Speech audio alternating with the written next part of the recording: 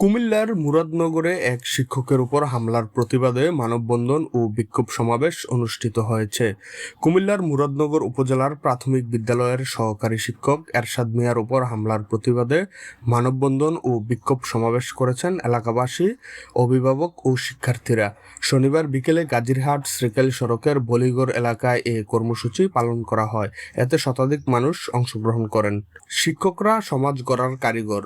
একজন শিক্ষকের উপর হামলা মানে পুরো জাতির উপর আঘাত। আমরা দ্রুত হামলাকারীদের আইনের আওতায় এনে দৃষ্টান্তমূলক শাস্তি দাবি করছি। মানববন্ধন শেষে সংক্ষিপ্ত সমাবেশে বক্তারা হুঁশিয়ারি দিয়ে বলেন, প্রশাসন দ্রুত ব্যবস্থা না নিলে কঠোর কর্মসূচি ঘোষণা করা হবে। মানববন্ধন সমাবেশে বক্তব্য রাখেন স্থানীয় রাজনৈতিক ও সামাজিক ব্যক্তিরা এবং ভুক্তভোগী শিক্ষক এরশাদ মিয়া। একবার তাকে কিছুদিন আগে এখানে মেরেছেন, তারপরে বাঙ্গারাবাজার ব্রিজের উপরে মেরেছেন। আসলে এই মারাটা আমি একজন শিক্ষার্থীর অভিভাবক হিসেবে আমার কষ্ট লাগেছে এবং এই গ্রামের এটা দুঃখজনক ঘটনা।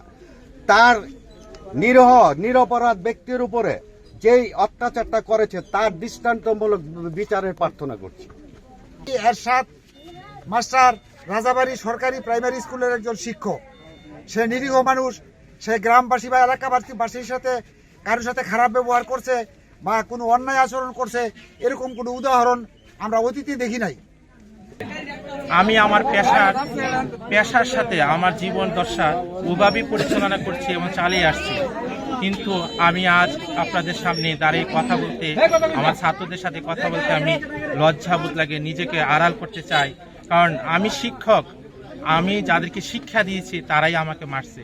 সাগরকে আমি নিজ হাতে কলমে 3 বছর পড়াইছি, জাকিরকে আমি পড়াইছি, এরা আমাকে মারছে।